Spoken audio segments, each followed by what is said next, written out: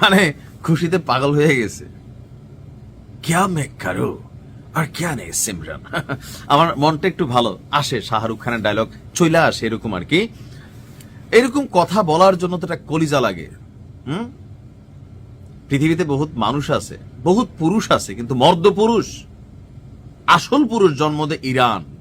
Iran আপনি দেখেন এই কঠিন পরিস্থিতিতে এত বড় অ্যাকশনের ঘোষণা দেওয়ার জন্য শুধুমাত্র কলিজার দরকার যে তা না, দরকার কি মেশিনারিজ, সাহস, সবটাই আছে, শুধু একটা না। আসসালামু আলাইকুম, সবাই কেমন আছেন? আশা করি ভালো আছেন।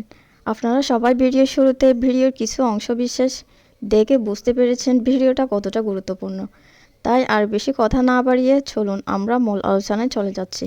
তার আগে সবাইকে রিকোয়েস্ট করব, যারা আমাদের চ্যানেলে নতুন আছেন প্লিজ সবাই সাবস্ক্রাইব করে সাথে থাকুন। চলুন ভিডিওটা দেখি। মানে খুশিতে পাগল হয়ে গেছে। ক্যা মে করো আর ক্যা নেই সিমরান। আমার মনটা একটু ভালো আসে, শাহরুখ খানের ডায়লগ চইলা আসে এরকম আর কি। এরকম কথা বলার জন্য তো একটা কলিজা লাগে। পৃথিবীতে বহুত মানুষ আছে, বহুত পুরুষ আছে, কিন্তু মর্দ পুরুষ, আসল পুরুষ জন্ম দেয় ইরান।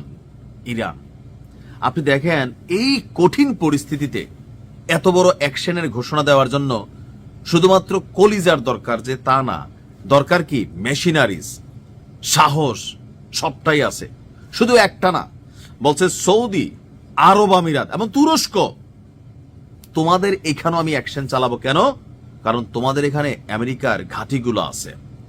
গতকালকে ওই যে মাস্টার মাইন্ড, ওইটাকে যখন আপনার ইরান বালিশ ছাড়া শোয়াই দিল, সম্ভবত যে কোনো সময় ইরানে একটা অভিযান পরিচালনা করবে মার্কিন প্রশাসন।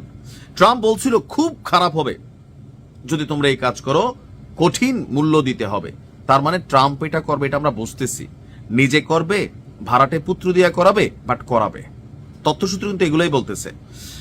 তো এখন এই বক্তব্যগুলোর কাউন্টারে ইরান বলছে, ওয়াশিংটন তোমরা যদি আসো এইবার কিন্তু আর রক্ষা নাই, হয়তো আমরা তোমাদের সাথে পারবো না, কিন্তু আমরা লড়াই করে দেখাই দিব যে একটা ইসলামিক স্টেট কিভাবে ডিফিট করে।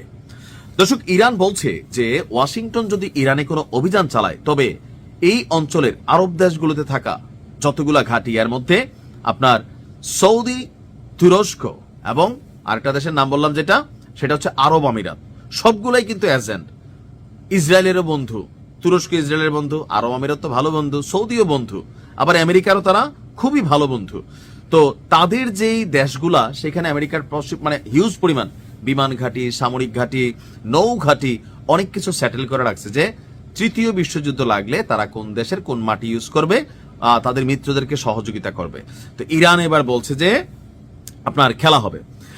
বলা হচ্ছে যে তেহরান সৌদি আরব, সংযুক্ত আরব আমিরাত থেকে শুরু করে তুরস্ক পর্যন্ত আঞ্চলিক দেশগুলোকে জানিয়ে দিয়েছে, যুক্তরাষ্ট্র যদি ইরানকে লক্ষ্য করে অভিযান চালায়, তোমাদের ঘাঁটি এবং মাটি ব্যবহার করে, তবে শপথ রবের, তোমাদের কাউকে আমরা বক্সাবো না। তোমাদের দেশেই যেহেতু তাদের এই ঘাঁটি, আমরা সেখানে অভিযান চালানোর নৈতিক অধিকার রাখি। আর বলা হচ্ছে যে ইরান এসব দেশকে যুক্তরাষ্ট্রের যে কোনো অভিযান ঠেকানোর জন্য যেন চেষ্টা করে, এটা তারা জানাইছে। কেন? ওই যে বললাম না, আমেরিকা থেকে উড়াইয়া পাঠাবে না ভাই, একটা যুদ্ধ অনেক ব্যয়বহুল বিষয়। আবার ধরেন ইরান থেকে আমেরিকাতে গিয়ে তো টাচ করো, এত আবার সোজা না। রাশিয়া পারবে, উত্তর কোরিয়া পারবে, বানাই রাখছে, বাট ইরান এখনো ওই জায়গাটায় পৌঁছায় নাই, পৌঁছাবে কোনো একদিন ইনশাল্লাহ। কিন্তু রাইট নাও তাদের একটা উঠতি সময়, এই যে ঝামেলা, কয়েকদিন পরে পরে যুদ্ধ হচ্ছে, একটা যুদ্ধের ব্যয়ভার, রাষ্ট্রীয় ক্ষতি বিলিয়ন ডলার, এইটার এই ঘাটতিটা কাটাইয়া আবার দাঁড়ানো, অর্থনীতিকে, জনগণকে খুশি রাখা, দ্রব্যমূল্যের দাম সহনীয় পর্যায়ে রাখা, এটা কি কঠিন না? কঠিন তো। 14 দিন যে যুদ্ধটা আপনি দেখছেন, শেয়ার করছেন, এক একটা মিসাইল বানাইতে কি পরিমাণ টাকা খরচ হয়, এটাকে লঞ্চ করতে, আর এরকম একটা দুইটা। তো স্বাভাবিক ওই দেশে অর্থনৈতিক মন্দা থাকবে, তার উপরে পশ্চিমাদের টোটালি নাকাবন্দির মধ্যে আছে, একটা সিস্টেমের মধ্যে আছে। বাট এই যে সাহসটা, আমি এটার দাম দেই। সেজন্য বলি যে পুরোটা বিশ্ব, আরব বিশ্ব পর্যন্ত লাইগা পড়া উঠছে কেমনে ইরানরে একটু পিছনে নেওয়া যায়, কোমরটারে একটু বাঁকা করে দেওয়া যায়। তবে আমি এতটুকু বিশ্বাস করি, শেষ সবারই আছে, ইরানেরও হয়তো শেষ আছে, বাট ইরান এটা লড়াই কইরা এই শেষটা করতে চায়। আল্লাহ হেফাজত করুক। আসসালামু আলাইকুম।